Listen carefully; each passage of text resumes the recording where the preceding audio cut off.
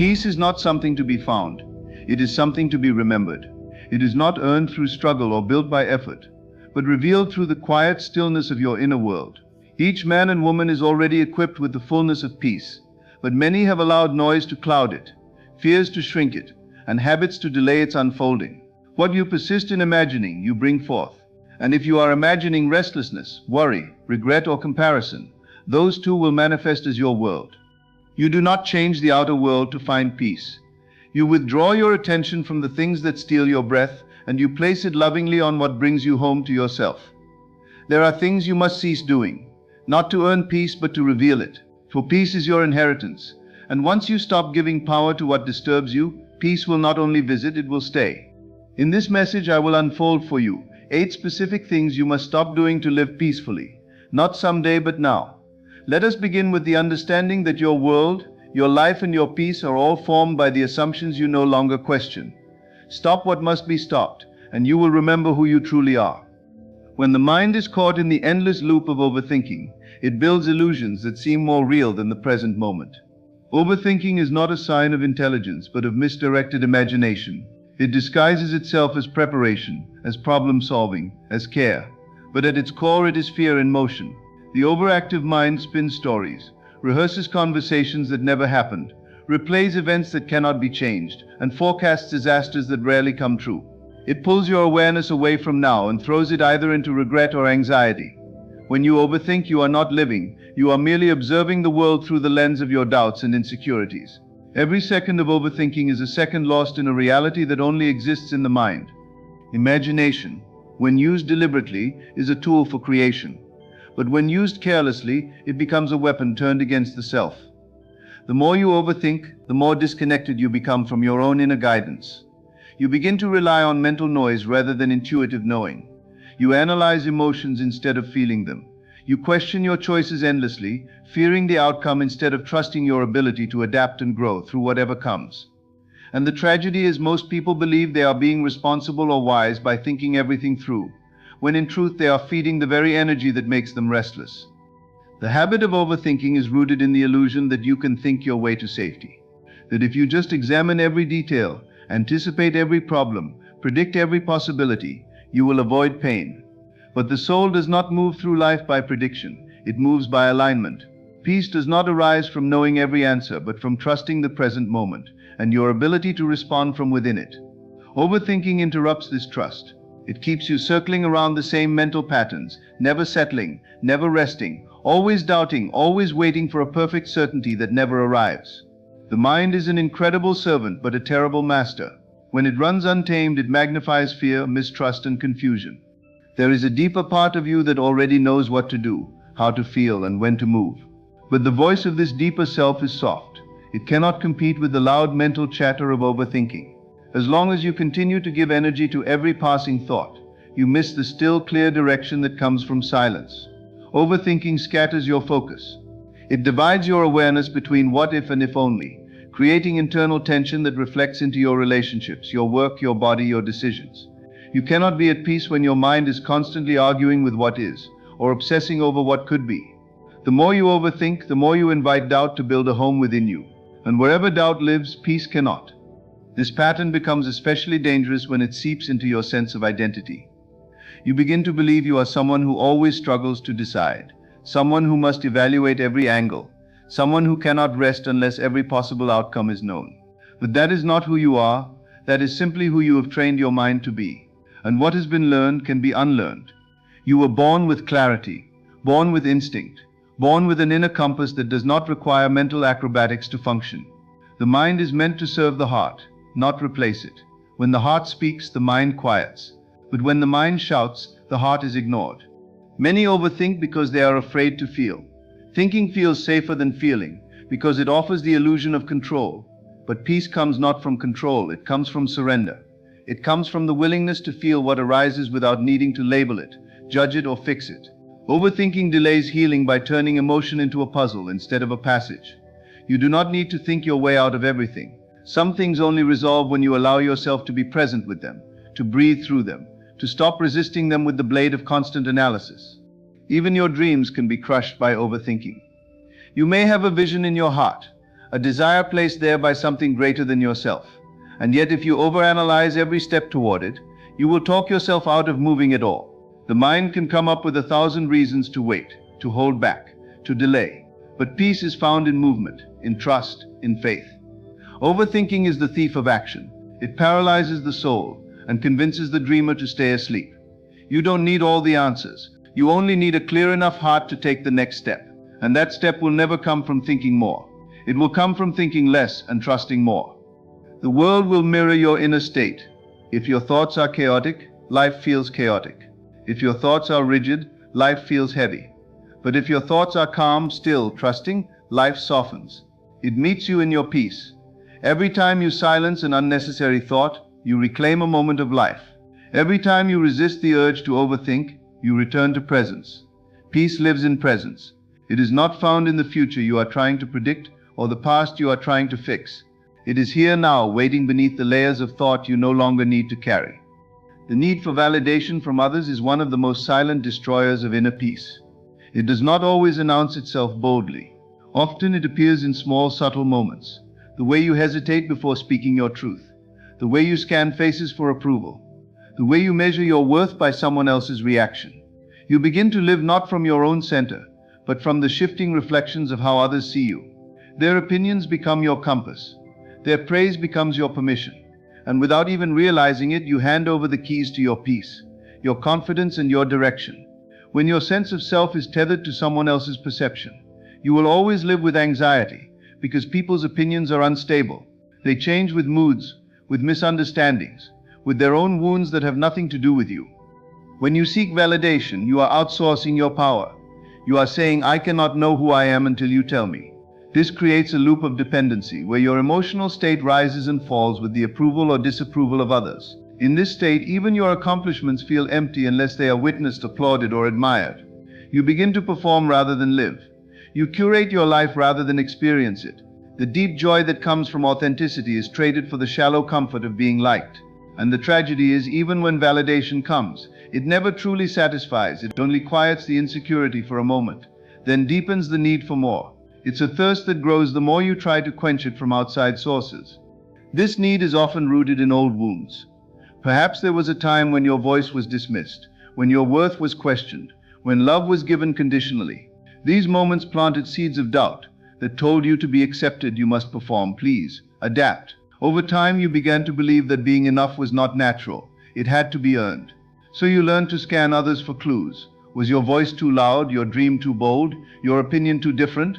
And you adjusted, shrunk, stayed quiet, smiled when you didn't feel like smiling. But each time you did that, you moved further away from your true self. Seeking validation is not just about wanting to be liked. It's about forgetting that you already are enough, exactly as you are, with or without applause. When you live for validation, your peace is fragile. You walk through life like a mirror, reflecting everyone else's desires, never sure of your own. You begin to confuse people-pleasing with kindness and self-abandonment with love. But real love cannot bloom in the soil of inauthenticity. When you are constantly bending to fit into someone else's mold, you lose the shape of your soul. And the cost is high. You feel unseen even when surrounded by people. You feel tired even when doing nothing. You feel anxious even when everything seems fine, because the deepest part of you knows you are not living from your truth.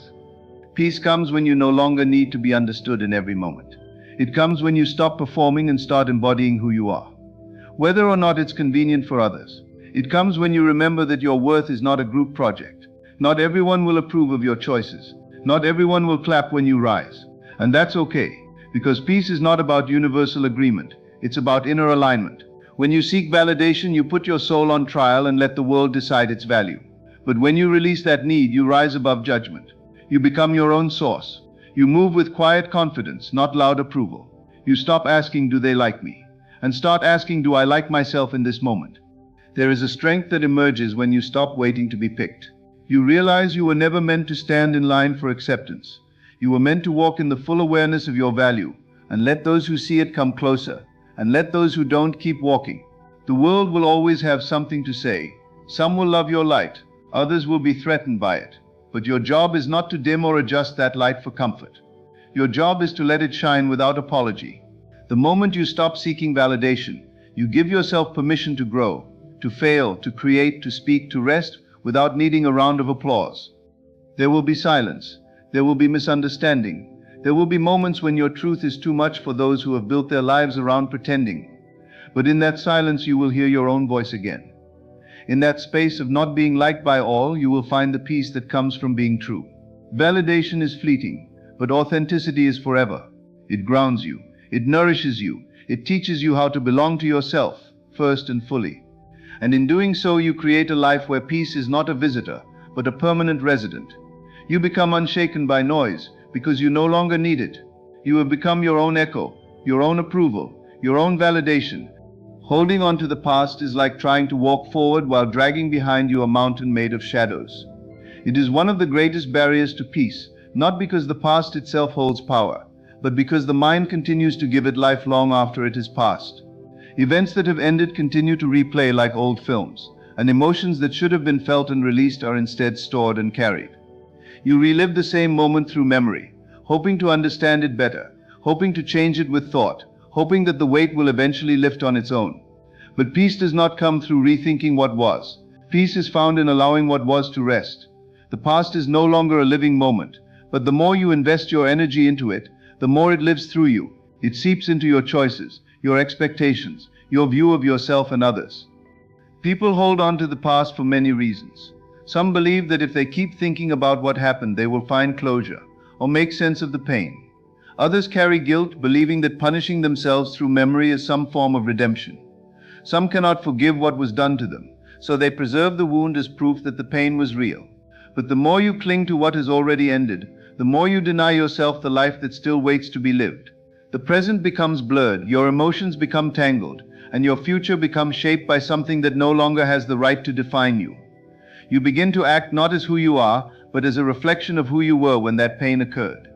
Memories can serve as teachers, but they were never meant to be prisons. The mind often replays the past with the illusion that, through repetition, it will bring relief. Yet every replay deepens the imprint. It is like carving a groove in the soul that becomes harder to step out of. The brain is shaped by what it repeats, and so when you constantly revisit what hurt you, you are not healing, you are reinforcing. To live in peace, you must be willing to release what no longer supports your healing. You must be willing to step out of stories where you are always the victim, always the abandoned one, always the one who failed, always the one who was wronged. Those stories may hold truth, but they are not the full truth. You are more than the worst thing that ever happened to you. Forgiveness becomes essential in this release, not because others deserve it, but because you do. Holding on to resentment is like drinking poison and expecting the other to suffer. It binds you emotionally to people and moments that have already taken enough. Forgiveness is not forgetting or excusing. It is choosing to no longer carry. It is reclaiming your energy from the past and giving it to the present, where it belongs. Sometimes the person who needs your forgiveness most is yourself. You may be punishing yourself for not knowing better, for not doing differently, for staying too long or leaving too soon. But the version of you that made those decisions did the best they could with what they knew. Judgment only hardens the past. Compassion softens it.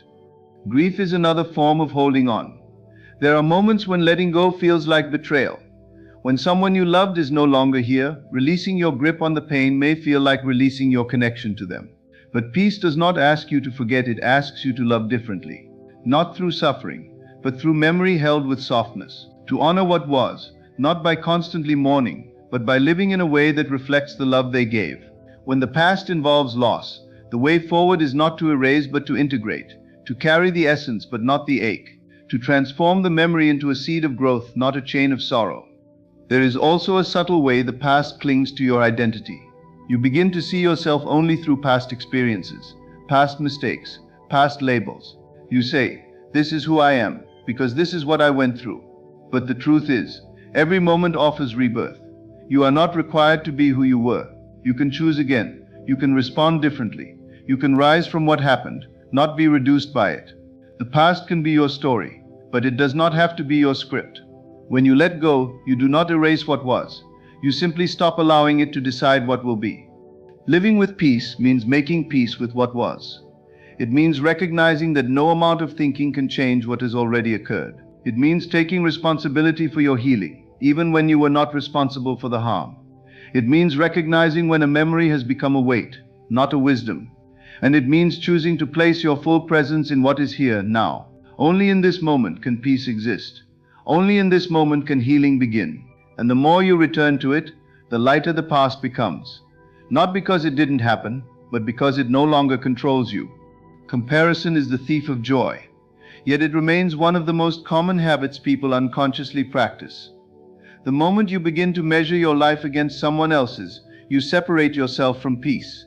Peace does not compete. It does not rush or envy. It simply is.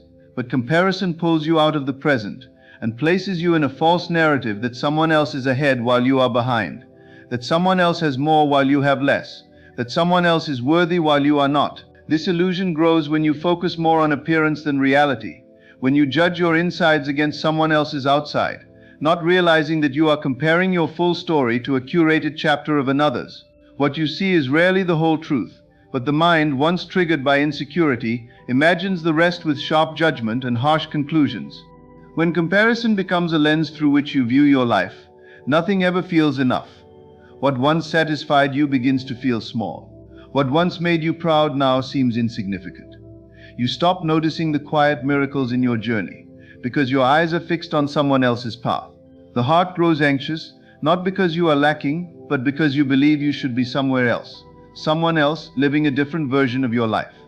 And yet, peace can never be found in becoming someone you're not.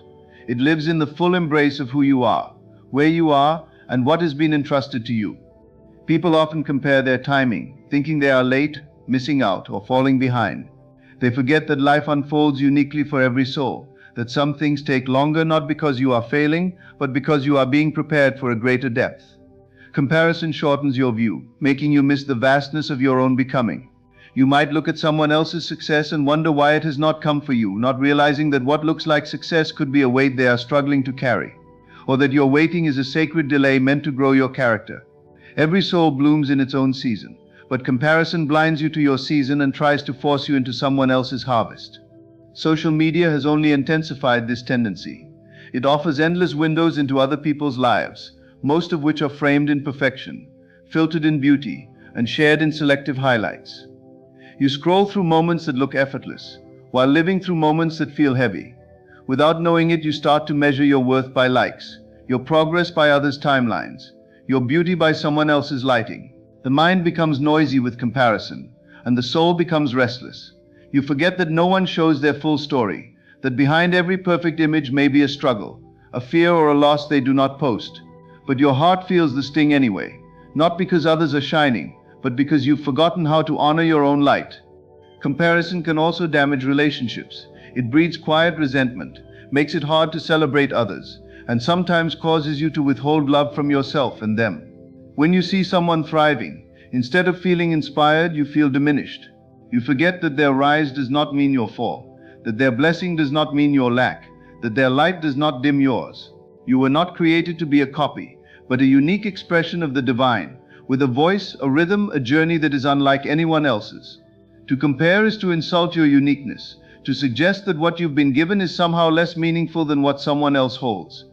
The roots of comparison often lie in scarcity, this belief that there is not enough love, success, attention, or beauty to go around.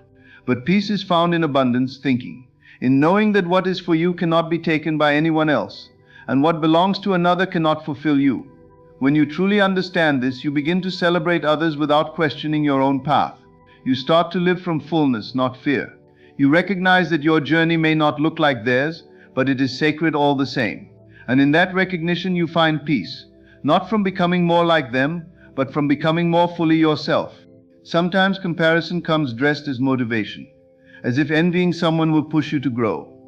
But true growth is never birthed from lack. It blooms from love, from clarity, from purpose. You do not need to be more like anyone else to find your purpose. You need only to deepen your connection to your own soul. When you measure your progress by your past instead of someone else's present, you begin to see how far you've truly come. When you track your growth based on your healing, your courage, your inner strength, not just visible achievements, you begin to see that you are exactly where you are meant to be. In moments of deep comparison, ask yourself whose voice you are listening to. Often it is not your own. It may be the voice of childhood insecurity, a societal standard, a parent's unmet expectations, or a world that defines value too narrowly. But peace invites you to return to your own voice, the one that knows your worth without condition, the one that whispers that you are already enough. When you stop comparing, you come back to yourself. You start to see the beauty of your journey without distortion. You begin to appreciate your timing, your growth, your blessings, and even your challenges with new eyes. Peace flows not from being ahead of others, but from being aligned with your truth. Negative self-talk is one of the most silent yet destructive forces within the human mind. It does not shout, but it speaks often, in whispers that echo loudly in your soul. These whispers may say you're not good enough, not smart enough, not attractive enough, not strong enough, not lovable enough. And because the voice is internal, it wears the mask of truth. It sounds familiar, like your own thoughts, so you rarely question it. But this voice, left unchecked, becomes the narrator of your life, coloring your perception with doubt, fear, and shame. It influences your decisions, your relationships, your dreams, and even how you treat your own body. You start living in agreement with lies you never consented to believe. This internal dialogue is often shaped by early experiences. Words spoken over you by parents, teachers, peers, or environments that judged rather than nurtured. A single harsh comment, a moment of public embarrassment, or constant criticism can become internalized and replayed for years. The brain records emotional pain vividly, and when repeated enough, it becomes a script. You may begin to say things like, "I always mess up," "no one cares about me," or "I can't do anything right," not realizing that these statements are not reflections of who you are, but of who you've been told you are. These beliefs form mental barriers that limit your growth, your peace, and your potential. Negative self-talk not only damages your mental health, it corrodes your spirit. It creates internal friction, a kind of quiet war that rages beneath even your best days. You might smile outwardly, perform well, support others, and still feel unworthy because the inner voice is whispering the opposite. This voice questions your worth even in moments of joy. It downplays your accomplishments. It turns risks into dangers and opportunities into threats. When self-talk is negative, it becomes nearly impossible to feel truly present. You're always defending yourself from a part of yourself. It's exhausting, demoralizing, and often invisible to others, making it even more isolating. People often misunderstand the power of their words, especially the ones they speak internally. Thoughts repeated become beliefs, and beliefs create habits, and habits form identity. If you constantly call yourself stupid when you make a mistake, your mind will begin to associate errors with personal failure. If you tell yourself you're unlovable after a heartbreak, you may stop opening your heart. This kind of dialogue trains your nervous system to expect rejection, prepares your heart for disappointment, and teaches your mind to see danger where there is none. Over time, this becomes your emotional baseline. You live on edge, braced for failure, guarded against love, skeptical of joy. There's a deep transformative shift that happens when you begin to speak to yourself with the same gentleness you offer to a hurting friend. It does not mean pretending everything is perfect or denying your flaws. It means seeing those flaws with compassion rather than cruelty. It means saying, "I made a mistake, but I'm learning," instead of "I'm such a failure." It means acknowledging your pain without letting it define you. It means choosing to rewrite the script that plays on a loop in your mind, one phrase at a time. Words carry energy. They plant seeds, and what you speak to yourself will either grow thorns or flowers in your soul. The relationship you have with yourself is the foundation of every other relationship in your life. If you constantly criticize yourself, you may either become overly sensitive to others' opinions or completely numb to affection. You may struggle with boundaries, feel undeserving of kindness, or overcompensate to prove your worth. These patterns do not begin in other people, they begin in your own thoughts. Changing them requires more than positive affirmations. It requires conscious awareness, a willingness to notice when you're being harsh, and the courage to choose a gentler response. It's not weakness to speak kindly to yourself. It's one of the highest forms of self-respect. Negative self-talk also affects your body. The mind and body are deeply interconnected, and what you think about yourself influences how you carry yourself, how you breathe, how you sleep, even how you digest food. Stress from self-criticism releases cortisol, weakens your immune system, and drains your energy. You may begin to hold tension in your shoulders, clench your jaw, develop headaches, or suffer fatigue, not because of external circumstances, but because of the constant internal pressure. The body remembers what the mind repeats, and eventually it begins to reflect what you believe. Healing begins when the mind and body are spoken to with truth and kindness. Your self-talk shapes your vision for life. If you tell yourself you're not capable, you will resist opportunities. If you convince yourself you don't deserve love, you will sabotage relationships. If you declare that your voice doesn't matter, you will silence yourself in moments that could change your life. These aren't just thoughts. They are choices that shape your reality. To find peace, you must stop being your own enemy. You must stop entertaining thoughts that tear you down, that question your value, that label you with shame. It takes awareness, it takes repetition, and it takes grace. But the reward is freedom from the invisible prison of your own mind. Trying to control everything is an illusion rooted in fear, and it is one of the greatest enemies of inner peace. The need to control often comes from a desire to avoid pain, uncertainty, or disappointment. It stems from the mistaken belief that if you manage every detail, predict every outcome, and anticipate every possibility, you can avoid chaos or suffering. But life by its very nature is not meant to be controlled. It unfolds in its own rhythm, with its own intelligence, often in ways that the human mind cannot comprehend. And when you resist this natural flow, you create tension within yourself. The more you try to grasp, the more things slip through your fingers. The more you tighten your grip, the more exhausted you become, trying to manage what was never yours to manage. Control disguises itself as responsibility, as strength, as preparedness. But underneath it is often fear, fear of loss, fear of the unknown, fear of vulnerability. It is a self-protective mechanism that says, if I just hold it all together, I'll be safe. But that very effort to hold it all together keeps you from experiencing the deeper serenity that comes from surrender. Life is not asking you to abandon your dreams or become passive. It is asking you to participate with presence, not control with anxiety. When you trust that life holds a greater intelligence than your limited foresight, you begin to experience the peace of surrender, not defeat, not laziness, but surrender rooted in trust. Trying to control people, for example, is a common expression of inner turmoil. You may try to manage what they think, how they feel, what they say, or how they respond. But people are not projects. They are not puzzles you must solve or systems you must perfect. They have their own minds, their own paths, their own wounds. The more you try to control others, the more you suffocate relationships. It breeds resentment, not connection. It creates walls, not trust. True peace in relationships comes from acceptance, not agreement with everything they do, but the release of the need to dictate their every move. You can love someone deeply without trying to mold them into who you think they should be. Control also manifests in how you try to shape your image in the world. You monitor how you're perceived, what others might think, whether you're being liked, accepted, or validated. This mental surveillance is exhausting, and it pulls you away from authenticity. When you are always performing a version of yourself that feels acceptable, you rob yourself of the freedom to simply be. Peace cannot exist in performance.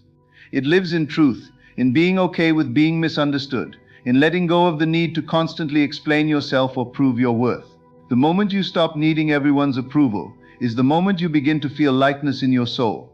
The future is another domain where control often takes root. You may find yourself overthinking every step, trying to plan life down to the minute, fearing what may or may not happen. This kind of mental living in the what-ifs becomes a trap. It pulls you away from the present and locks you in imagined outcomes that may never occur. The mind starts to create problems that don't exist yet, and you begin to feel anxiety over scenarios that are only in your imagination. You can prepare, you can be wise, but you cannot predict everything. Life may take unexpected turns, but peace lives in the ability to respond, not to preempt. It's found in resilience, not rigidity. There's also a spiritual cost to control. When you try to govern every area of your life, you leave little room for the divine to move. You stop listening, stop being still, stop receiving. Control says, I must do it all. Faith says, I trust the unfolding. When you try to force outcomes, you limit what's possible. Sometimes the path to peace is allowing what is beyond your understanding to reveal itself in its own timing. You are not meant to carry the weight of every outcome, every decision, every responsibility alone. There is a greater wisdom at work in the universe, one that sees what you cannot see, knows what you do not know, and holds what you cannot carry. Perfectionism is a form of control that often gets mistaken for excellence. But excellence inspires, while perfectionism paralyzes. When you aim to make everything flawless, you rob yourself of the joy of creation. You hesitate, delay, criticize, and punish yourself for every small error. You hold yourself to impossible standards and then feel unworthy when you inevitably fall short. But you were never meant to be flawless. You were meant to be real, to be growing, to be learning. The beauty of life is not in getting everything right, but in allowing space for mistakes, for grace, for progress. Control demands perfection. Peace allows for process. Trying to control your emotions is another subtle way peace is disturbed. You may believe that being strong means never feeling sad, never showing weakness, always holding it together. But strength is not found in suppression, it is found in honesty. Your emotions are not problems to fix, but messengers to understand. When you allow yourself to feel without judgment, you give those feelings permission to pass through you, rather than get stuck within you. Controlling your emotions may give you temporary composure, but only at the cost of long-term peace. Expression is healing, feeling is freedom. It's not the presence of emotion that robs peace, but the refusal to feel it. Peace is not found in micromanaging life. It is found in aligning with it. When you release the constant need to manipulate outcomes, control others, perfect yourself, or predict the future, you open the door to a deeper kind of living. It's a life where your nervous system can rest, where your mind can breathe, where your heart can simply be. Holding on to past pain is like drinking poison and hoping it will heal you. It never does. It settles deep within, festering in quiet places of the heart, affecting your present without your awareness. Pain from the past can become so familiar that you begin to confuse it with identity. You say, "This is just who I am now," not realizing that what you're really doing is carrying wounds that were meant to be acknowledged, honored, and then released. Instead, you tuck them away, build your life around them, and use them to filter every experience, relationship, and opportunity. Peace does not exist where the heart is still tethered to yesterday's storms. The soul craves freedom, but freedom cannot come while you are still kneeling at the grave of what hurt you. The mind, in its attempt to protect you, replays painful memories to help you avoid future harm. It reminds you of betrayal so you don't trust again. It echoes words of rejection so you don't risk vulnerability. It plays scenes of humiliation to keep you from stepping out. But in doing so, it traps you in cycles. It confuses awareness with fear, wisdom with paralysis. Healing requires the courage to face those memories not as enemies, but as evidence of what you've survived. When you stop running from the pain and meet it with compassion, you begin to rewrite your relationship with it. The memory may remain, but the hold it has over you begins to dissolve. Some people believe that letting go of pain means minimizing what happened, but it doesn't. Releasing pain is not denying the hurt, it's choosing not to be ruled by it. Forgiveness, both for others and for yourself, is not approval of the offense. It's a declaration that your peace matters more than your anger. Anger is valid, so is grief, disappointment, and rage. These emotions are not wrong, they are signals. But holding on to them indefinitely becomes a prison. When you grip pain too tightly, you create a false sense of control. You may say, "If I let go, it means they won," or "If I forgive, I'll forget," or "If I move on, it'll happen again." These beliefs feel protective, but they are walls that block you from the healing that brings true inner peace. Sometimes the pain we hold is not just from what was done to us, but from what we did or failed to do. Regret is a heavy weight. You replay conversations you wish had gone differently. You dwell on opportunities you didn't take, relationships you didn't mend, mistakes you made when you didn't know better. But self-punishment is not redemption. It's a cycle. And no amount of inner punishment can change the past. What it can do is diminish your present, blind you to the beauty of who you've become since then. Growth doesn't always look graceful, often it's messy. But even the mess holds wisdom. Even the wrong turn taught you something. Even the brokenness shaped your strength. The pain may have been part of the journey, but it is not the destination. Pain that is not processed often gets passed on. You begin to see it in your relationships, how you pull away from those who get too close, how you react with intensity to small triggers, how you trust too little or too quickly. Pain changes how you see the world. You may begin to expect hurt, to prepare for abandonment, to assume rejection, but what you're really doing is reliving the past in the present, projecting yesterday's wound onto today's people. This is not your fault, but it is your responsibility. Healing is not about erasing the past. It's about reclaiming your power from it. You may not be able to rewrite what happened, but you can decide how it shapes you moving forward. Some wounds are generational. You may be carrying pain that didn't start with you. Patterns of silence, trauma, abandonment, shame that were passed down like invisible inheritance. You may be the first in your family to say, "This stops with me." And that is no small task. It takes strength to face pain that has become normalized. It takes clarity to recognize what you've been conditioned to accept. But peace is a birthright, not a reward. You don't have to earn it by suffering longer. You simply have to be willing to stop carrying what no longer belongs to you. You don't have to keep replaying the story of your wound. You get to tell a new story, one where the pain taught you, but it did not define you. Healing is not linear. Some days you'll feel light, and others the weight returns without warning. A scent, a song, a place, a date on the calendar can bring it all back. That's okay. That's part of the process. What matters is that you meet those moments with softness, not judgment. That you remember healing doesn't always look like forgetting. It often looks like remembering differently, with less bitterness, with more understanding, with a deeper connection to the strength that carried you through. You begin to recognize that the pain wasn't permanent. It was a passage. Your heart was never meant to be a storage unit for sorrow. It was made to hold love, to feel joy, to expand with peace. But peace cannot fill a heart already overflowing with unresolved hurt. When you choose to let go of the pain, you make room for peace. You don't lose the lesson, you lose the weight. You don't forget what happened, you stop letting it be the lens through which you see everything else. That space, that quiet, that stillness, that is what peace feels like. It does not erase the past, it gently loosens its grip on your soul. Seeking validation from others is a quiet thief of inner peace. It often begins in subtle ways, asking for opinions, wanting to be liked, needing someone to affirm your choices. But over time it becomes a habit, then a dependency. You start to measure your worth by the responses you receive. Your smile becomes shaped by how others perceive it. Your words are filtered to please. Your silence is filled with waiting for applause, for approval, for someone to say you're enough.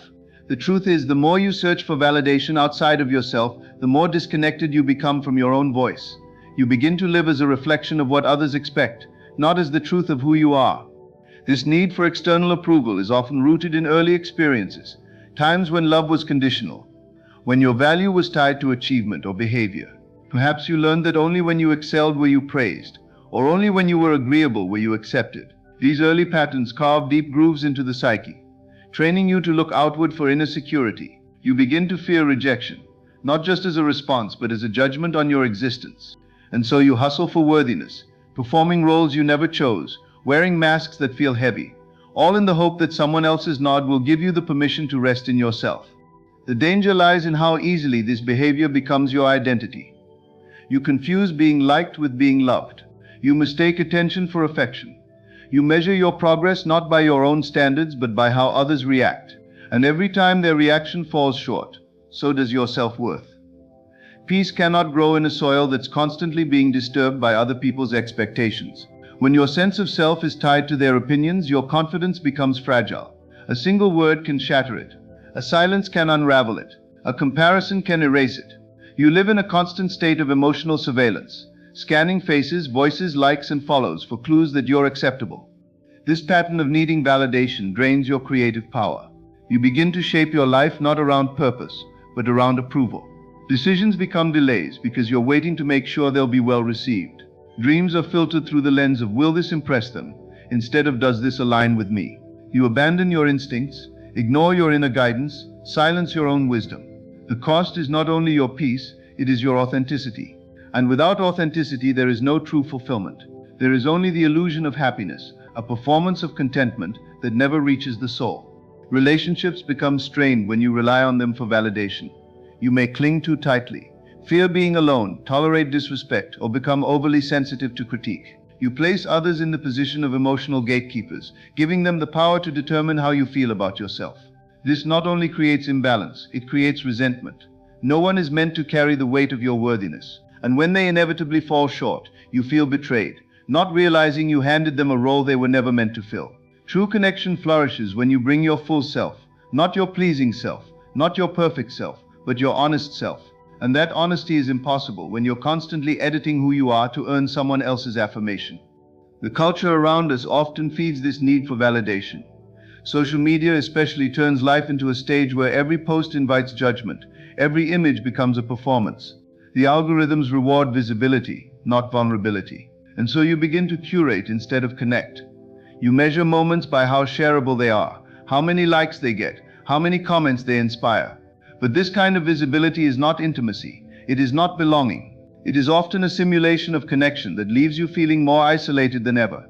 You can be admired by thousands and still feel unseen, still feel unknown, because no one has witnessed the real you, only the version you've created for approval. When you seek validation, you place your peace in someone else's hands. You allow their mood, their opinion, their acceptance or rejection to become the weather of your soul. One compliment can lift you. One criticism can crush you. You become reactive, not grounded. Your confidence rises and falls like a tide, dictated by forces beyond your control. But your value is not a democracy. It does not increase with applause or decrease with silence. It is inherent, immutable, constant. Learning to believe this is the path to peace. It requires turning inward, listening deeply, becoming still enough to hear the quiet voice within, the one that has always known your worth. Letting go of the need for validation is not about becoming indifferent or arrogant. It's about reclaiming your self-authority. It's about knowing that your worth does not depend on being chosen, noticed, praised, or preferred. It is choosing to stand firmly in your truth, even when it's misunderstood. It's speaking from your heart, even when your voice trembles. It's showing up as yourself, not because you know it will be accepted, but because you know it is real. That kind of living creates a foundation for peace, so deep that no rejection can shake it, no judgment can uproot it, no silence can diminish it. Peace comes when you no longer beg for someone to see your light, because you've already seen it yourself. When you no longer shrink to be palatable, when you no longer chase after recognition, when you no longer lose sleep over someone else's indifference. That is not arrogance, it is liberation. It is the gentle, quiet confidence of a soul that knows it is already whole. Peace does not arrive in a thunderclap or through dramatic transformation. It comes softly, steadily, when you choose day by day, moment by moment, to release what was never yours to carry.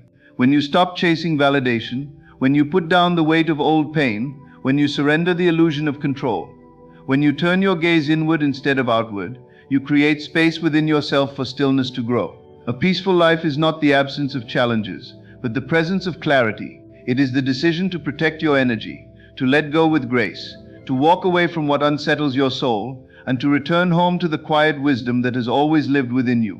In letting go of what disturbs your spirit, you open the door to the sacred, unshakable truth. You were born to live in peace, not perform for it.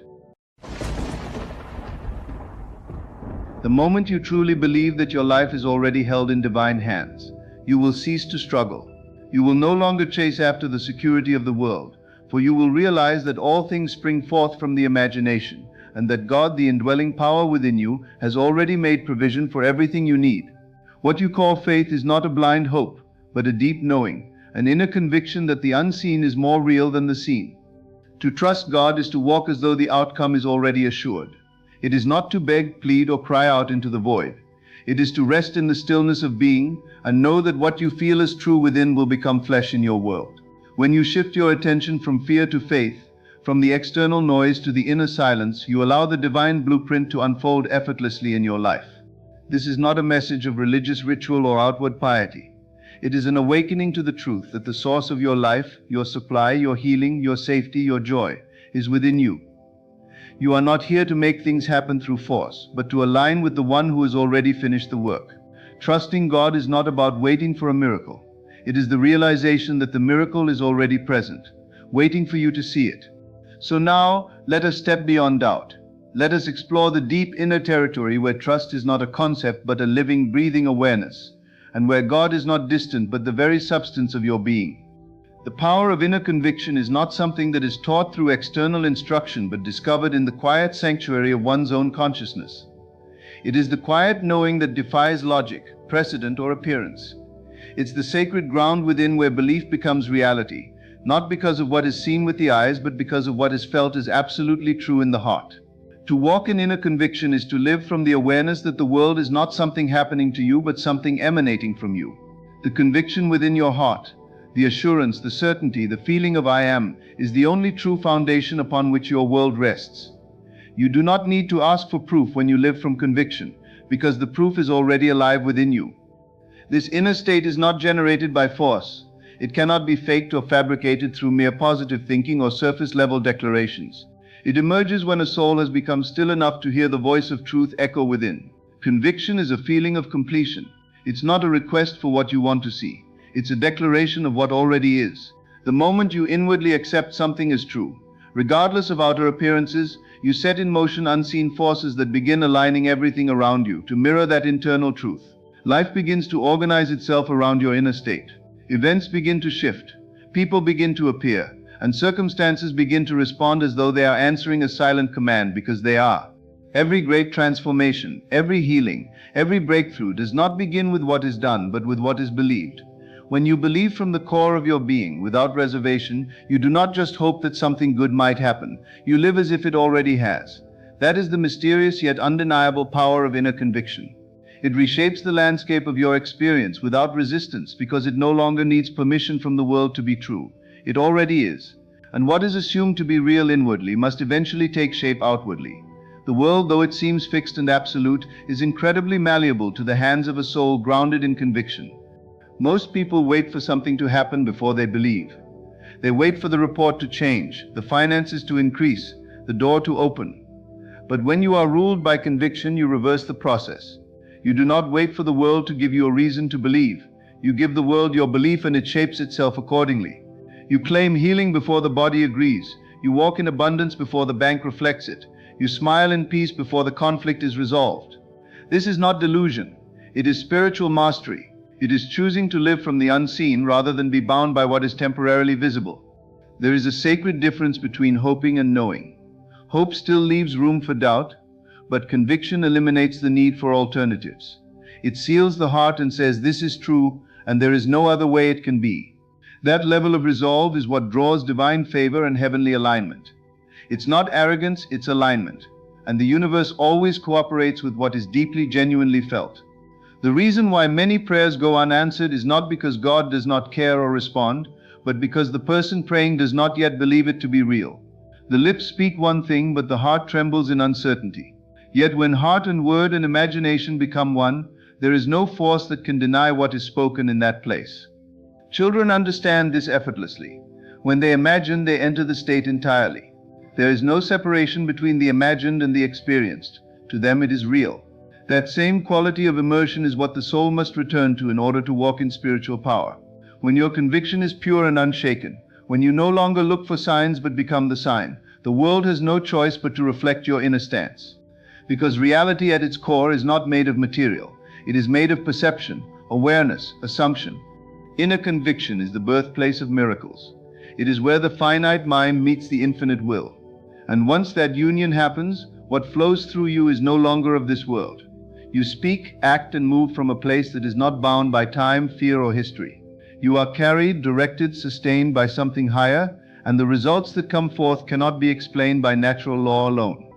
They are the fruits of unseen trust and quiet dominion. To walk in this truth daily is to become untouchable by doubt, unshaken by delay. Delay no longer means denial. Time no longer becomes a barrier, because conviction does not require proof, it creates it. You simply hold to what you know within, not as a wish or a desire, but as a living reality. That inner knowing will do what no outer effort can accomplish. It will go where hands cannot go. It will speak where your voice cannot be heard.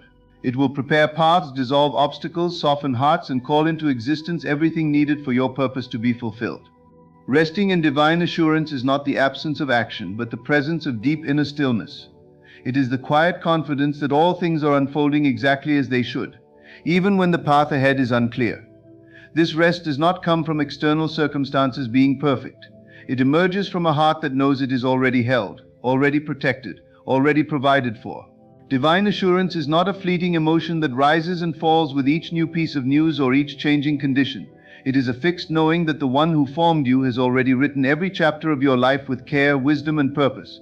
It is the complete surrender of the need to control outcomes because you finally realize that the highest intelligence in existence is already orchestrating your life with precision and love. When you truly rest in that assurance, anxiety loses its grip. The need to manipulate, to force, to rush disappears. You begin to flow with life rather than fight against it. Resting does not mean inaction, it means inspired action. Action that is born not out of fear or panic, but out of peace and clarity. It is the kind of rest that allows you to be fully present, because your mind is no longer chasing tomorrow or haunted by yesterday. You no longer wrestle with outcomes because you trust the source. You no longer beg for provision because you know that the one who gave you the vision has already provided the means to fulfill it.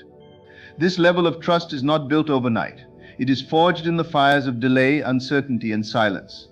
It is developed when everything around you seems to contradict what you've been promised, and yet you continue to believe. It's in those moments that your soul learns to lean, not on the seen but on the unseen, To rest in divine assurance is to stop interpreting life based on what your eyes can see, and start interpreting it through the lens of divine truth. It is believing that even what looks like a detour is still part of the plan. Even what feels like a loss is being used for gain. Even what seems to be withheld is really being prepared in a way you cannot yet perceive. In this place of rest, fear has no voice. The noise of the world fades and the whisper of God becomes clearer. You begin to hear the subtle nudges of your spirit. You start noticing the confirmations, the alignments, the timely encounters that were always there, waiting for your eyes to open. You stop reacting to life and start responding from a place of peace. This divine rest becomes a foundation beneath your feet. You walk slower but more surely. You speak less but more powerfully. You move with grace because you are no longer rushing towards something, you are moving from something that is already true within. This inner rest is not complacency, it is spiritual strength. It is the ability to say, I don't see it yet, but I know it's already done. You do not let the delay shake you, because you understand that divine timing is not late. You don't allow people's opinions to sway you, because you are anchored in a deeper truth. You can celebrate even in the waiting, because you know the end from the beginning in your spirit. That assurance becomes your atmosphere.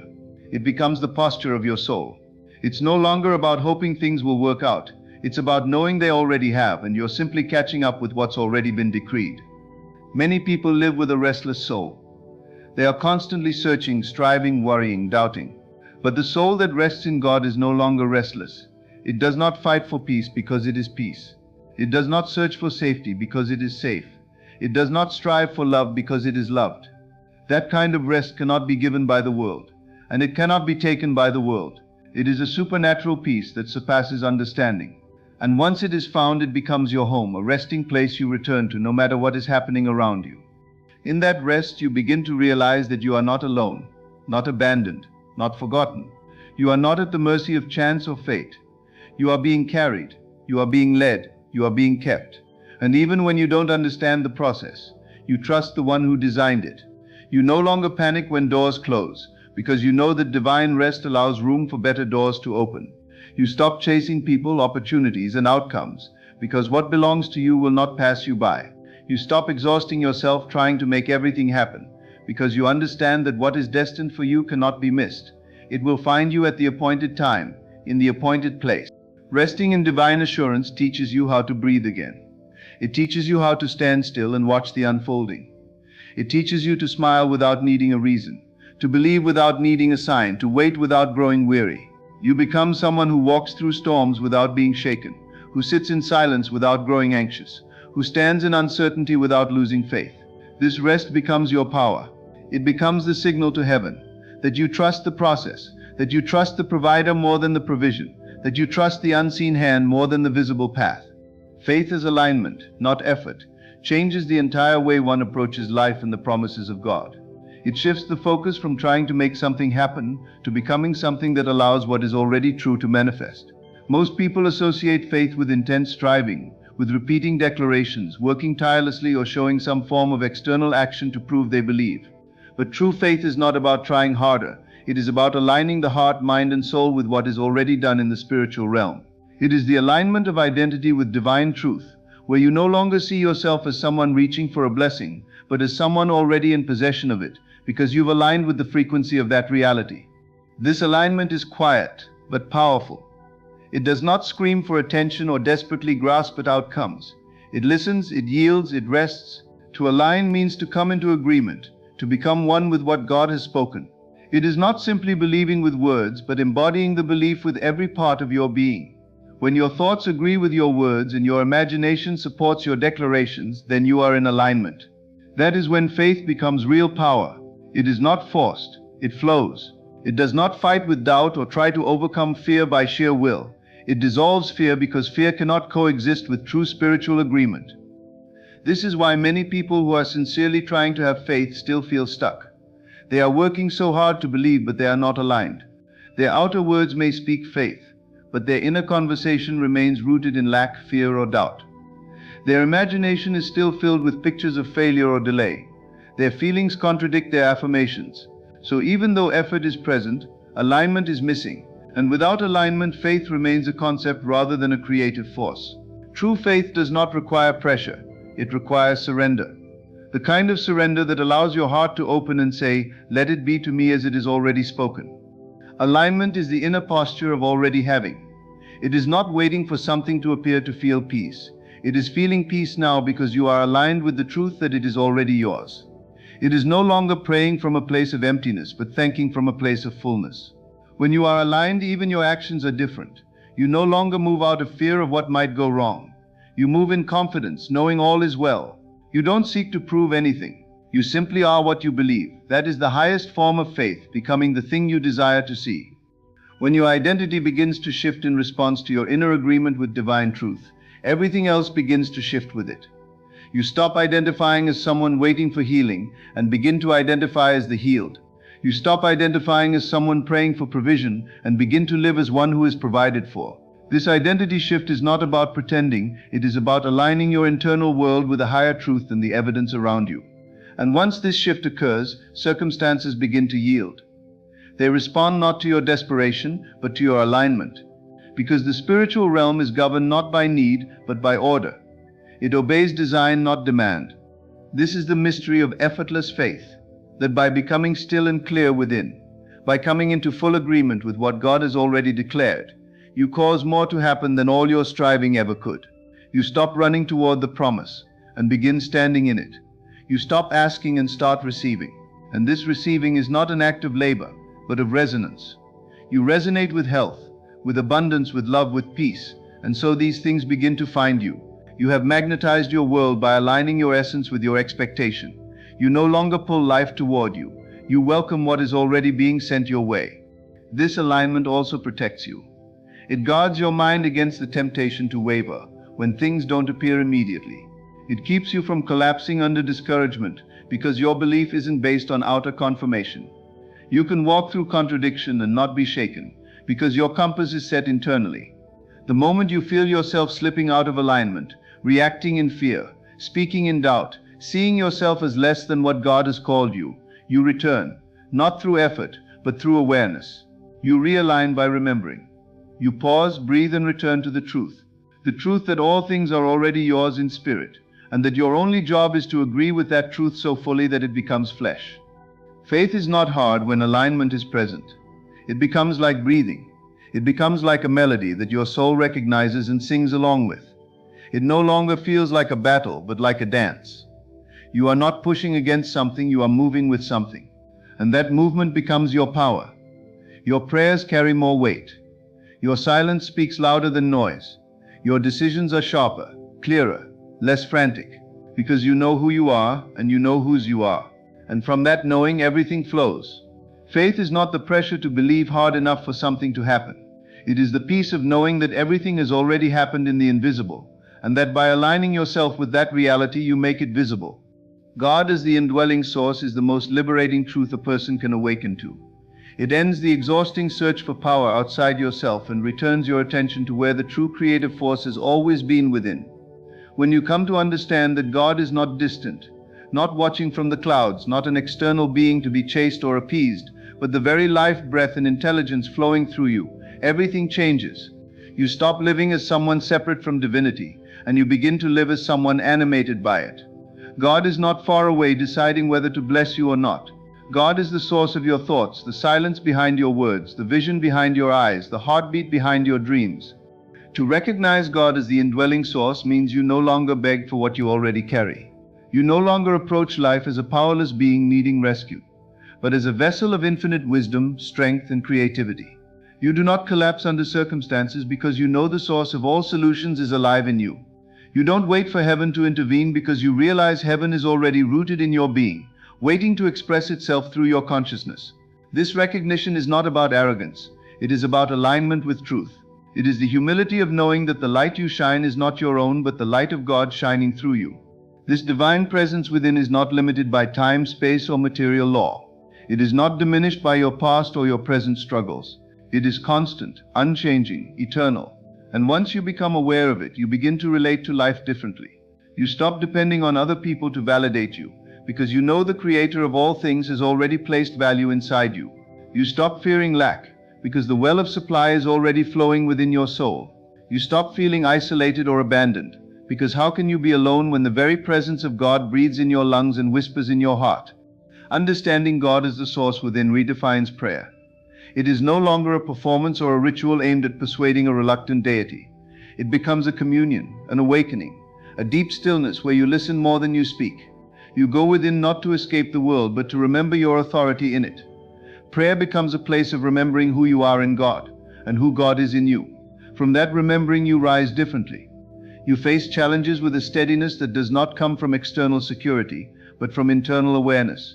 You carry peace that surpasses understanding, not because circumstances are perfect, but because your source is unshakable. This indwelling presence is not just a comforter, it is a creator. It is the very force that speaks things into being, that calls the unseen into the seen. And when you become aware of that power within you, you stop limiting yourself to what the world says is possible. You begin to dream bigger, speak bolder, move freer. You begin to understand that the same intelligence that designed the stars now flows through your ideas. The same power that parted seas now parts your obstacles.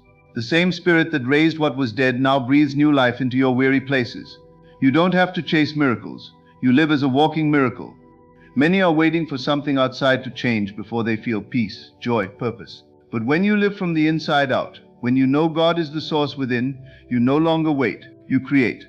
You no longer fear the future because the one who authors it is speaking through your own spirit. You no longer shrink under pressure because your foundation is not built on sand, but on divine presence. And this presence never leaves, never lessens, never grows weary. It doesn't abandon you in confusion or need. It waits, it guides, it corrects, restores, empowers. Even in your lowest moments, the indwelling God does not retreat. You may feel lost, but God within you is not. You may feel weak, but the strength of God in you is untouched. That's the sacred mystery. Your emotions may fluctuate, your thoughts may wander, your confidence may falter, but the source within remains steady. It is your true anchor. The still voice that calls you back when fear rises, the peace that fills you when understanding fails, the wisdom that surfaces in silence. It is not separate from you. It is you, your highest self, your divine essence, your eternal spark. This is not merely a spiritual philosophy. It is a living truth that transforms how you speak, how you choose, how you wait, how you believe. You no longer have to seek what you already are. You no longer pray from separation, but from union. You don't try to earn what's already yours. You receive it, accept it, express it, and the more you return to that awareness, the more you see life responding to your inner state. Things begin to shift, not because you've manipulated circumstances, but because your alignment with the source within changes your frequency, your perception, your posture. God as the indwelling source frees you from the limitations of external dependency. You don't need everything around you to be calm. You don't need applause to feel worthy. You don't need doors to open for you to feel called. You understand that what God is doing in you is more important than what is happening to you. You begin to carry yourself as someone already empowered, already filled, already chosen. And in that place you become a channel for divine flow, a vessel through which love, wisdom, healing, and power move effortlessly into the world. Imagination as the bridge to manifestation is not a poetic metaphor. It is the spiritual technology that transforms the unseen into the seen. Every visible thing that exists, every invention, every structure, every breakthrough, first existed in the invisible realm of thought. And deeper than thought is imagination, the creative womb of the spirit. Imagination is where you meet the divine vision before it materializes, where you see not with your physical eyes but with the eyes of faith. It is not fantasy or escapism, it is the sacred language of your soul communicating with the universe. When rightly understood, imagination becomes more than a private daydream. It becomes the first act of creation. It is the place where you experience in full color and emotion the reality that has not yet arrived. And because your soul does not know the difference between what is vividly imagined and what is physically seen, it responds as though it is already happening, sending signals through your body, your energy, your words, and your actions to match that inner vision. When you dwell in imagination, you are no longer bound by the restrictions of your current circumstances. You may live in a small space, but in imagination you walk through the house God has already given you. You may be facing a diagnosis, but in imagination you rise in health, strong and whole. You may be alone now, but in imagination you are surrounded by divine connection, by the love already destined for you. And this is not about pretending or denying reality. It is about choosing to anchor yourself in a higher truth, to begin living from the end rather than chasing it. Imagination allows you to feel the joy before the harvest, to express the gratitude before the breakthrough, to walk as one who knows rather than one who waits. This inner vision is not just a quiet comfort, it is a creative force. What you continually imagine begins to shape your beliefs, and your beliefs shape your behavior. Your behavior shapes your habits, and your habits shape your life. That is the divine progression. When you imagine with conviction and repetition, you are not just hoping, you are rehearsing. You are creating a new mental blueprint that your subconscious begins to accept as reality. And the more you live in that internal vision, the more your external life begins to bend to match it. You no longer chase manifestations, you align with them. You no longer try to force outcomes, you embody them until they appear. Imagination also becomes a place of divine encounter. It is in imagination that the voice of God often speaks the loudest, because the noise of logic and limitation has quieted. There the Spirit paints visions on the canvas of your soul, visions of who you really are, what you were born to do, what your future already holds. And if you dare to believe that what you see within is more real than what surrounds you, you begin to walk in a new level of authority. You stop asking if and start asking how. You stop doubting and begin preparing. You stop shrinking and begin expanding, because you understand that what you've seen within is not just a desire, it is a divine seed placed in you to grow. Your imagination is sacred territory. It must be guarded, because whatever dominates your imagination dominates your destiny. If fear takes root there, you begin to manifest what you fear. If lack takes root there, your life begins to reflect it. But if hope lives there, peace grows. If love lives there, healing flows. If divine vision lives there, miracles become normal. That is why you must be intentional about what you allow yourself to picture, to feel, to dwell on. Because imagination is more than mental, it is spiritual. It is the space where you and God co-create reality. The moment you begin to imagine a new possibility consistently, you send a signal into the atmosphere. That signal is magnetic. It begins to draw to you the people, places, opportunities, and resources that align with your internal vision.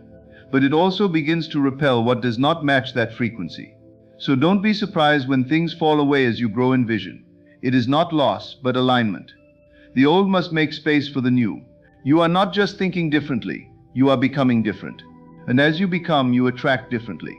Because you are no longer aligned with who you were, but with who you are meant to be. Imagination also restores your sense of childlike faith. Children imagine without limits. They see castles in clouds, worlds in trees, victories in the simplest things. That is not foolishness. It is the purity of unblocked creativity.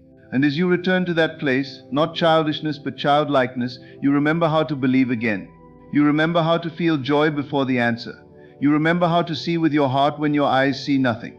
And that joy becomes strength. That belief becomes access. That vision becomes foundation. There are things in your life right now that may seem impossible, but if you can see them in your mind and feel them in your spirit, they are not only possible, they are already forming. What you are pregnant with in imagination is more real than what others can see with their eyes. Don't let anyone talk you out of what God has shown you in the secret place of your soul. Don't reduce your vision to match their doubt. Don't delay your manifestation by stepping out of agreement with what you've seen. Stay in that vision, nourish it, speak to it, live from it.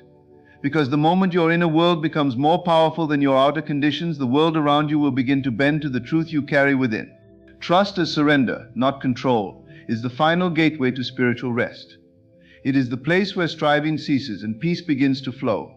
It's where you no longer carry the weight of the outcome, but allow God to unfold what has already been ordained. So many people equate trust with a subtle form of control. They say they trust, but only as long as they can predict how things will happen, when they will happen, or through whom they will happen. But that is not trust, that is conditional belief. Real trust requires letting go of the need to manage every detail, and leaning into the truth that what is meant for you cannot pass you. It means believing that the same God who planted the dream in your heart knows the exact timing, method, and sequence for it to come alive. To surrender is not to give up, it is to give over. You hand over the burden of understanding to the one who sees the end from the beginning. You let go of timelines and allow divine timing to orchestrate the process. You release the anxiety of figuring it all out and instead become anchored in the presence of the one who already has. Surrender means you are no longer arguing with life, no longer resisting the current moment, but flowing with it, trusting that even the delays, the detours, the disappointments are being used in your favor. Surrender is not passivity. It is powerful alignment.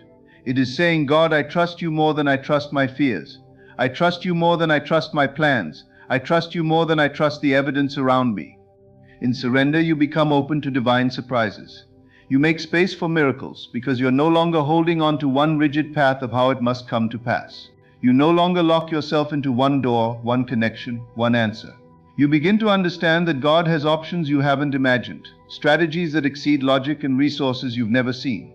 And when you loosen your grip on control, you become available to be led. You start hearing more clearly, moving more peacefully, responding more wisely, not because you know the future, but because you are rooted in the one who does. Trust as surrender also changes how you wait. Waiting is no longer an agonizing delay. It becomes a sacred preparation. You don't wait as someone desperate for rescue. You wait as someone expectant of fulfillment. You wait not in frustration but in faith. The time between the promise and the manifestation becomes your training ground, not your punishment. It's where your roots go deeper. Your clarity becomes sharper. Your spirit becomes stronger. You stop asking, when will it happen? And start asking, who am I becoming in the process? You realize that God is not just working on your circumstances. He's working in your character, in your vision, in your capacity to hold what you're asking for. Surrender also quiets the inner war. The conflict between what you see and what you believe no longer has power over you. You are no longer split between trust and fear, between peace and panic. You stop going back and forth in your mind, trying to predict every outcome. You stop exhausting yourself with questions that were never yours to answer. You stop clinging to doors that have closed and start embracing the truth that closed doors are divine protection. You stop begging for clarity and start walking with courage. Because surrender has become your song, and in that place you experience freedom. Not freedom from problems, but freedom from the illusion that you must control them all. There's a maturity that comes when you learn to rest while it's still raining, to be still before the storm ends, to sing before the answer arrives. That maturity is not weakness, it is spiritual mastery. It's the ability to smile while waiting, to love without certainty, to give without expecting, to trust even when the road is dark. That kind of trust cannot be faked.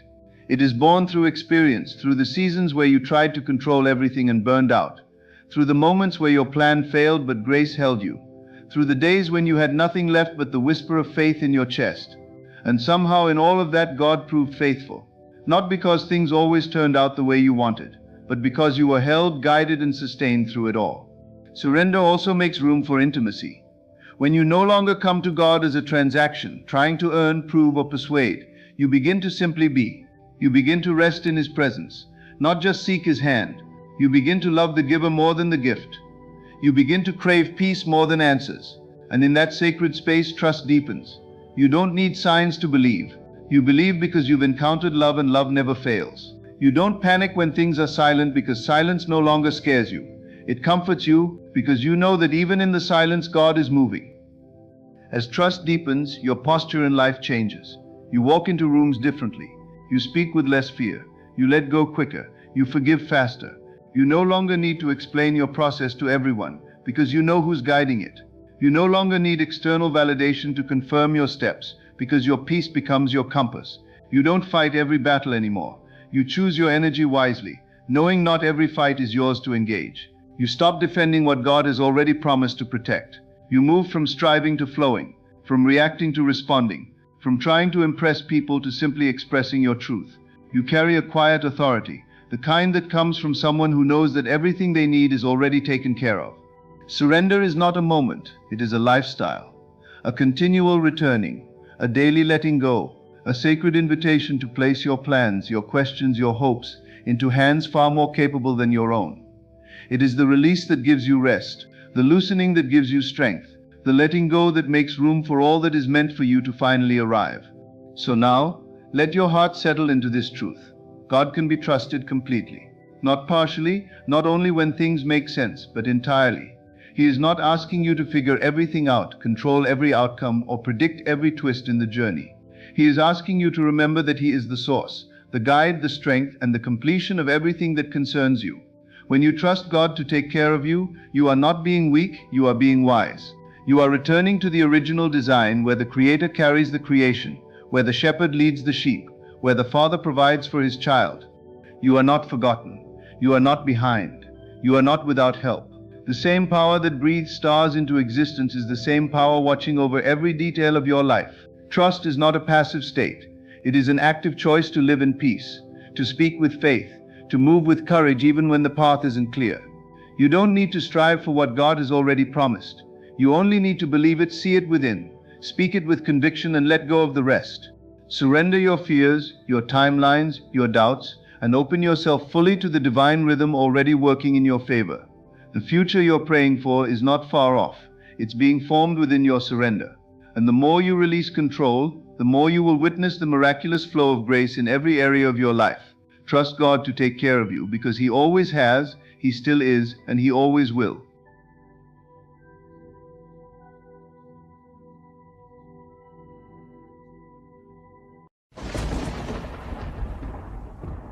Everything you behold in your outer world is but a mirror, an echo of the energy you entertain within. The world is not happening to you. It is happening through you. It is not circumstance, nor chance, nor fate that shapes the architecture of your life, but the unseen movements of your inner being. You are not a passive observer in this universe. You are its cause. When you shift your energy, when you alter the vibrational essence of your thoughts, feelings, and assumptions, you do not merely invite change, you command it. The secret lies not in trying to manipulate the outer world, but in becoming conscious of the power within you to feel a new reality into existence. There is no power outside your awareness, no authority greater than your imagination. What you accept as true, what you dwell upon in the silence of your soul, what you dare to believe in the unseen, these things give birth to your world. So I invite you now to journey inward, to step beyond the illusion of limitation, and to awaken to the truth. If you shift your energy, your reality must follow. This is law, this is life, and this is your moment to remember who you truly are. The world you see around you, every event that unfolds, every person you encounter, every circumstance that repeats itself, all of it is a reflection of the inner state of your consciousness. It is not by accident or coincidence that your life takes the form it does. The external world is a mirror, a precise and faithful echo of the thoughts you habitually think, the emotions you routinely feel, and the beliefs you unconsciously hold as true.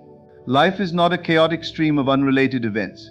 It is a carefully orchestrated performance, governed by the energy you carry within.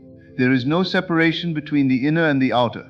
What you feel deeply and continuously within yourself will eventually crystallize in the physical world, for the two are intimately intertwined. This truth is often hidden from those who seek answers only in the external realm.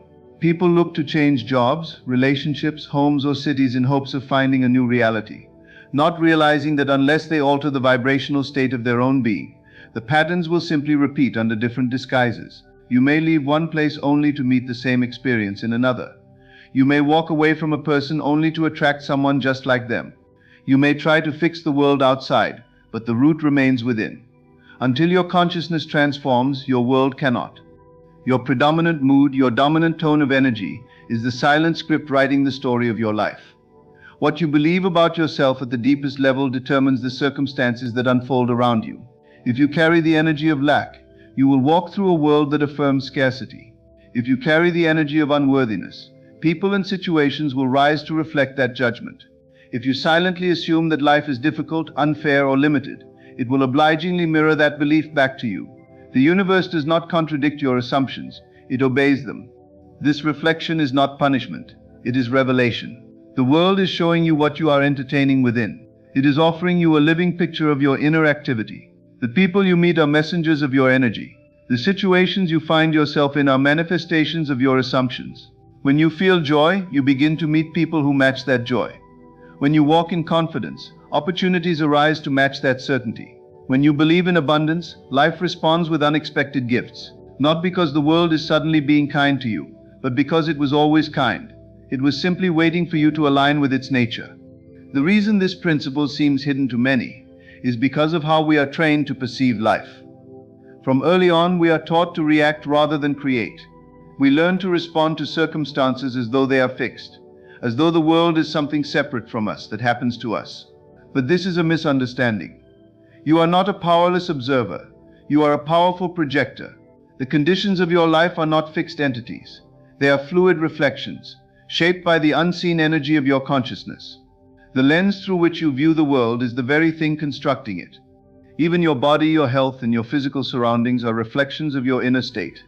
The tension you carry, the illness that appears, the vitality you feel, all are messages from the invisible to the visible. They are signposts pointing back to what you believe and feel most often. When a person begins to shift their thoughts, when they change the emotional frequency they radiate, they will notice a gradual but undeniable change in the landscape of their life. It may begin subtly, a new encounter, a surprising opportunity, a feeling of peace in places where stress once ruled. But over time, the entire scenery begins to reflect the new vibration. The outer rearranges itself to match the new inner script. You are not merely in the world is in you. What you see is the projection of what you believe. The most empowering truth a person can awaken to is that they are not trapped by circumstance. They are never truly stuck. They may feel imprisoned by the conditions of life, but those conditions are reflections, and reflections can be changed.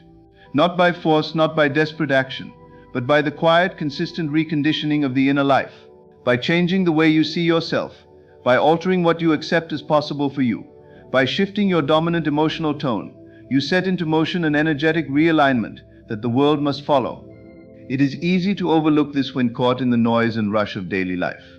It is easy to blame others, to feel victimized, to assign power to something or someone outside of yourself. But the still unwavering truth remains. The source is always within. The origin is not in events but in consciousness. What you accept as true about yourself and the world becomes the blueprint from which your reality is built. And so if the outer world appears hostile, chaotic, or stagnant, it is not a matter of fixing the outer but of turning inward and asking, what within me is being reflected out there? There is no power greater than self-awareness, for it grants you the ability to trace every effect back to its cause. When you recognize that you are the origin of your reality, you no longer fight the world. You transform it by transforming yourself. As you shift your emotional center, your mental focus, your spiritual alignment, the mirror cannot help but change its reflection. Imagination is not a child's plaything or a fleeting daydream. It is the creative force of your reality. It is the sacred faculty through which the unseen becomes seen, the invisible becomes visible, and the formless takes shape in the world. Every structure, every invention, every piece of art, every shift in human history was first born in the quiet space of imagination before it was ever carved into reality. It is the womb of creation, the canvas where life's events are painted before they unfold. What you imagine with intensity and emotional conviction imprints itself upon your consciousness, and what is impressed within must be expressed without. There is no separation between imagination and manifestation. They are two parts of one divine movement. When you allow yourself to imagine with clarity and purpose, you begin to move beyond the limitations of your current circumstances. You are no longer confined by what your senses report to you. Instead, you step into a deeper truth. The truth that your mind, your awareness, your capacity to feel and visualize is what shapes your life. The images you hold, the scenes you rehearse, the outcomes you dwell on, they are not idle fantasies. They are blueprints being drafted within the workshop of your soul. Your imagination is the instrument by which you tell the universe what you are ready to receive. Many people use this power unconsciously. They rehearse fear. They visualize worst-case scenarios. They imagine rejection, failure, conflict, and then wonder why life echoes back that vibration. But when you learn to use imagination deliberately, with discipline and faith, it becomes the most powerful tool for transformation. It allows you to inhabit the reality you desire before the world shows you any evidence of it. It lets you feel rich while your bank account is empty, to walk in love while your relationship status is unchanged, to dwell in peace while storms still rage around you. This inner embodiment is not delusion, it is creation. The moment you feel it real, you begin to call it forth. The universe does not respond to your begging, it responds to your being. Imagination makes being possible before doing becomes necessary. When you live internally from a state, the outer world begins to reflect that state. You are not required to know how things will come to pass. You are not asked to figure out the steps, to manipulate circumstances, or to control others. You are simply invited to dwell, with faith and repetition, in the inner experience of the wish fulfilled. The how is not your domain. Your task is the vision. Your task is the belief. Your task is the emotional alignment with the scene you have crafted. This process is not a performance or a ritual to impress some external force. It is a communion with the creative intelligence that flows through you. You are not separate from the source of life, you are an extension of it. And imagination is the channel through which that divine life flows into form. When you sit quietly and enter into the vivid experience of your desired reality, you are not pretending, you are not escaping, you are creating. That inner activity is more real than the transient appearances that surround you. For all appearances change, but the state you sustain inwardly is the seed that determines what comes next. Imagination must be engaged with feeling. Dry mental images do not carry the creative charge necessary to bring about transformation. You must feel the scene. You must live in it internally. You must feel the joy of receiving, the gratitude of having, the freedom of being. The more you repeat this inner dwelling, the more natural it becomes. And what becomes natural becomes inevitable. The world will conform itself to the image you have formed within, just as water takes the shape of the container into which it is poured. This inner vision does not require permission. It does not depend on evidence. It requires only your willingness to trust what you see inside more than what you see outside. This is the test of faith, not blind belief in something out there, but confident participation in the truth within. When you begin to prioritize your imagination over your memory, when you favor possibility over probability, you break free from the inertia of your past and step into the power of the present moment. Imagination becomes your guide, your compass, your silent architect. There is no person too ordinary, no situation too fixed, no life too broken that cannot be reshaped by imagination. You do not need to wait for a miracle. You are the miracle. The images you choose to hold, the life you repeatedly live within your mind, the assumptions you carry as you fall asleep at night, these are the seeds from which your future will grow. Every great transformation begins not with action, but with vision. Action follows belief. Movement follows inner knowing. The outer rises up to meet the picture you sustain inwardly, because the world must obey the law of consciousness. To imagine is to declare, I am more than what has been. I am more than what is seen. I am what I choose to see, and I will live as though it were already so. This is not arrogance, it is alignment. You are aligning with the highest aspect of yourself, the divine creative force within you that seeks to express, expand, and elevate. Through imagination you become the author, the artist, the architect of your experience. You are no longer living at the mercy of events. You are living as the cause of them, quietly, powerfully, faithfully. Assumption is the hidden key that unlocks the doors of your reality. It is not wishful thinking or idle hope. It is a conscious decision to accept something as true before there is any physical evidence to support it. It is the act of claiming with inner certainty that what you desire is already yours, even when the world gives you every reason to doubt. Assumption is the sacred bridge between imagination and manifestation. It is the quiet inner stance that says, this is my truth, and holds to that truth until the outer world reshapes itself in agreement. The world does not respond to what you want. It responds to what you assume. Wanting alone creates distance. Assuming closes the gap. To assume the feeling of the wish fulfilled is to become it inwardly, before it becomes visible outwardly. This is not about forcing belief, but about dwelling so deeply in the inner reality that it begins to feel more real than the physical world. When you assume something to be true, your mind begins to reorder itself around that truth. Your emotions, thoughts, and behaviors align with the new state, and life begins to reflect this new alignment. The assumption becomes the state of consciousness you carry, and from that state your actions become effortless, natural extensions of who you now are. You no longer strive, you no longer beg, because you are no longer outside your desire, you are one with it. This principle operates constantly, whether you are aware of it or not. Most people assume from lack, from fear, from unworthiness. They do not call it assumption, they call it reality. They assume that things are hard, that people can't be trusted, that they are not lucky, that success is for others. These assumptions are not questioned, they are accepted as fact, and so the world mirrors those assumptions back, reinforcing the illusion that they are true. But once you awaken to this principle, you begin to see that reality is not fixed, it is fluid, and your assumptions are the mold from which it is cast. Change the mold and the form must follow. To live from assumption is to walk by inner vision, not by outer evidence. It requires a discipline of mind and a courage of heart, because the world around you may still reflect the old story. But assumption is not reactive, it is creative. It does not wait for confirmation, it gives birth to confirmation. When you assume that you are already who you want to be, you begin to think differently, speak differently, and make choices that align with that identity. The universe responds not because it is being manipulated, but because it is governed by law. The law is simple. What you accept as true becomes your experience. This is why assumption must be felt. It is not enough to merely say the words, you must feel the truth of your new state.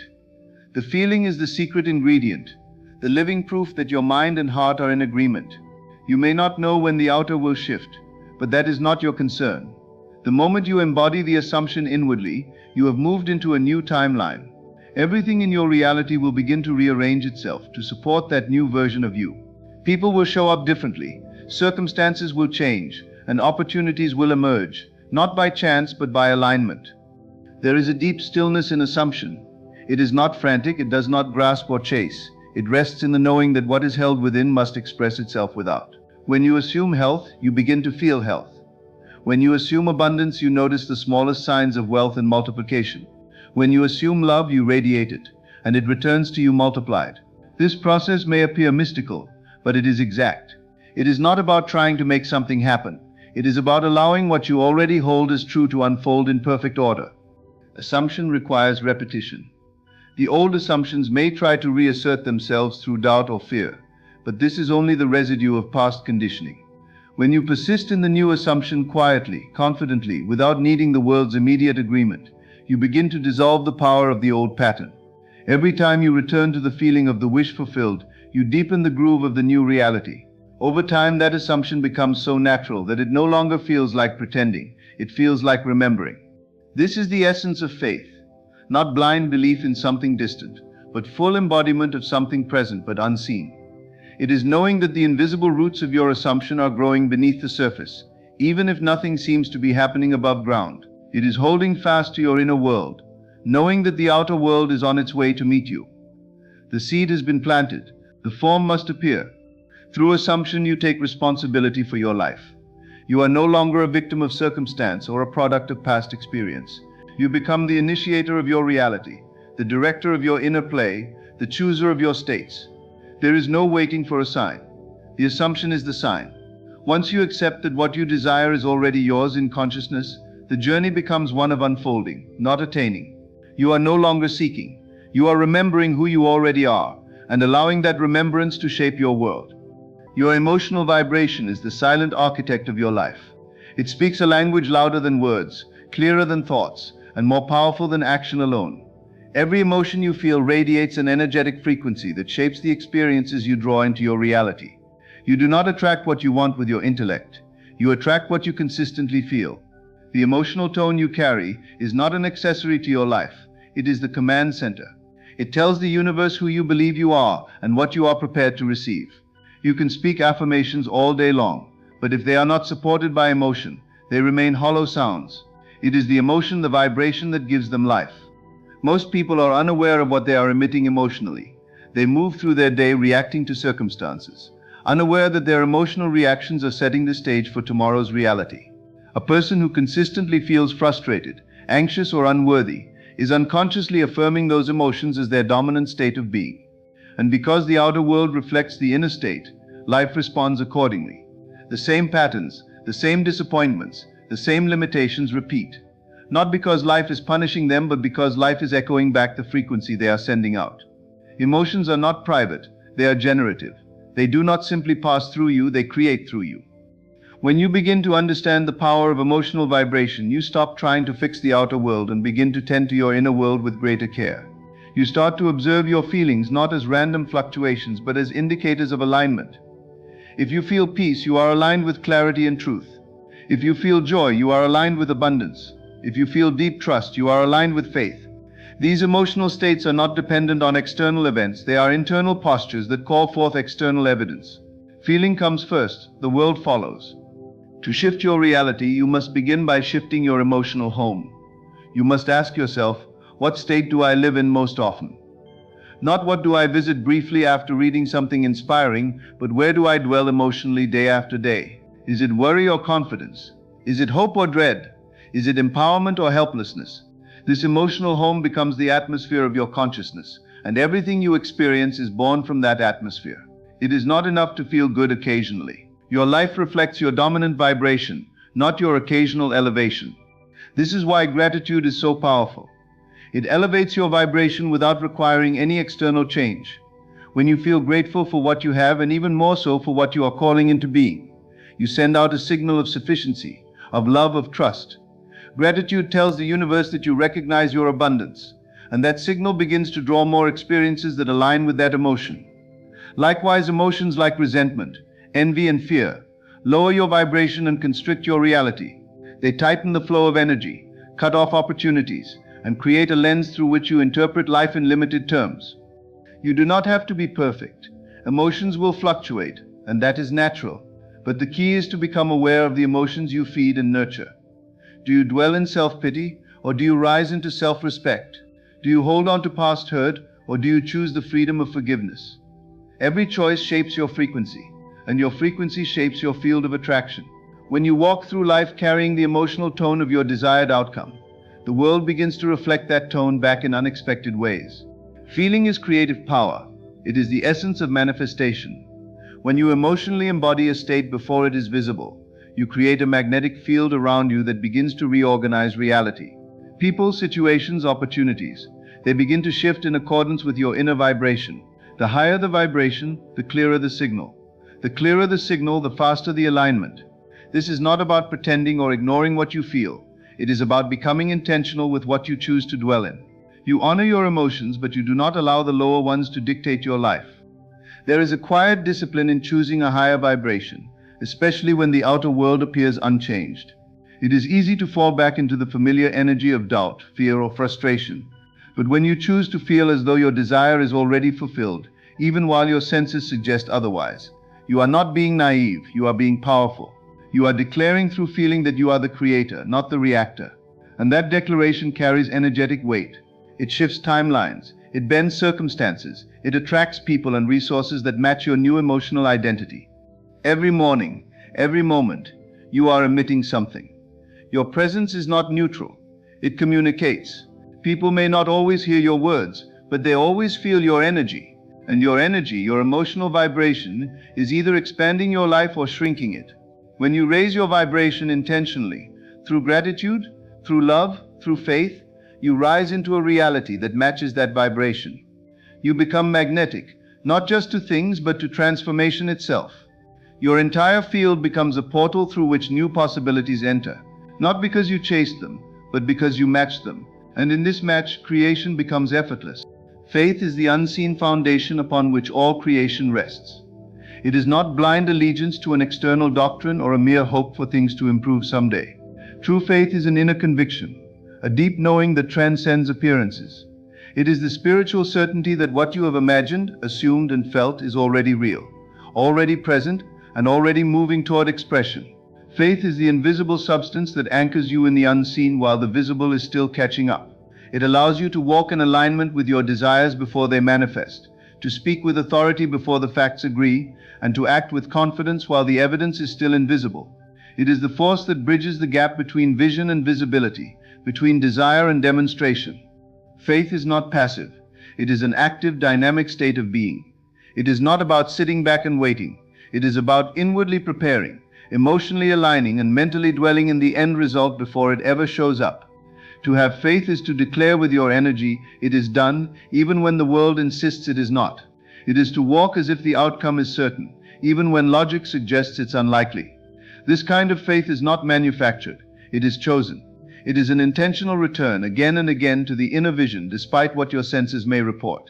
Every time you feel doubt, fear, or delay, you are invited to return to faith, not by fighting the doubt but by feeding the belief. Faith must be nurtured like a fire. Left unattended, it can fade under the weight of daily distractions, outer noise, and lingering insecurities. But when tended, when protected, and when deliberately fed with truth, vision, and gratitude, it becomes unshakable. It becomes the dominant tone of your being, and from that tone your reality is shaped. The outer world responds to the energy of faith with precision. What you believe deeply, what you expect consistently, must move toward you, for reality cannot help but mirror back your inner conviction. Living by faith means you no longer require evidence to believe something is true. Instead, you let the belief itself become the evidence. You let the feeling of already having it be enough. You no longer chase confirmation. You live in confirmation. You no longer wait for the breakthrough. You walk as one who has already received it. This inner shift is powerful because it changes your relationship with time, struggle, and uncertainty. Faith lifts you out of the realm of lack and into the field of fulfillment, where everything is already accomplished in spirit and simply awaiting expression. Faith also dissolves resistance. When you are fully convinced inwardly, you stop asking how and when. You stop needing to control the process or measure progress by appearances. You surrender the timing, the methods, the pathways, and instead rest in the knowing that the unseen is working in your favor. This rest is not laziness, it is alignment. It is the peaceful assurance that life is unfolding in divine order, even if the steps ahead are not yet revealed. Faith removes urgency, replaces anxiety with expectancy, and transforms waiting into preparation. There is a sacred strength in those who live by faith. They are not swayed by fluctuations, not discouraged by delays, and not distracted by detours. Their inner eye is fixed on the vision, and their heart is rooted in certainty. They do not beg life to shift, they command it through their inner stance. Their energy carries the quiet authority of someone who already knows, already receives, already dwells in the fulfilled promise. And because they do, life responds in kind. Doors open, synchronicities appear.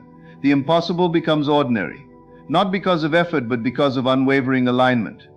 Faith must become your dwelling place, not your vacation spot. It must be where you live emotionally, mentally, spiritually. You cannot visit it occasionally and expect transformation. You must carry it with you in silence and in storm. You must train your mind to return to it when fears creep in, when circumstances shake, when delays tempt you to quit. The strength of your faith is not in how loud it shouts, but in how quietly it endures. It holds the line. It keeps standing. It keeps believing, not with desperation but with divine calm. This faith is not something given to a chosen few. It is a universal power available to all who are willing to trust what they feel more than what they see. It grows stronger with practice. Every time you imagine the end result, every time you feel the emotion of the fulfilled desire, every time you assume the outcome with joy and gratitude, you are exercising faith. And like a muscle, it expands with use. Your confidence deepens, your energy stabilizes, your reality shifts. The person who lives in faith carries a different frequency. They are not ruled by appearances, they see beyond the surface. They speak from the outcome, not toward it. They carry a joy that has not yet been justified, a peace that seems unreasonable, a power that is not of this world, and that vibration creates ripple effects. It calls forth new people, new ideas, new resources, not through force but through frequency. The outer must eventually match the inner, because that is the law. You are always creating from your state, and when that state is rooted in unwavering faith, all things are possible. Shift your energy, and you shift your reality. This is not just a poetic phrase. It is a law, a living truth that governs every moment of your existence. You are not a passive observer of your life. You are the creator of it. The world you see is a mirror, reflecting the energy you carry within. When you dare to imagine boldly, assume your desire with conviction, feel its presence as real, and walk in unwavering faith, the universe responds with unshakable precision. You no longer chase outcomes, you align with them. You no longer plead for change, you embody it. The invisible becomes visible, not through effort but through alignment. Everything begins within. Your thoughts are seeds, your emotions are fuel, your assumptions are the blueprint, and your faith is the foundation. You do not need to wait for signs, you are the sign. You do not need permission to rise, you are already chosen. The shift does not begin when things change around you. It begins when you change within. From that sacred inner shift, your outer world must follow. So stand firm, feel deeply, assume powerfully, believe completely. The reality you long for is not outside of you, it is already within, waiting for your energy to open the door.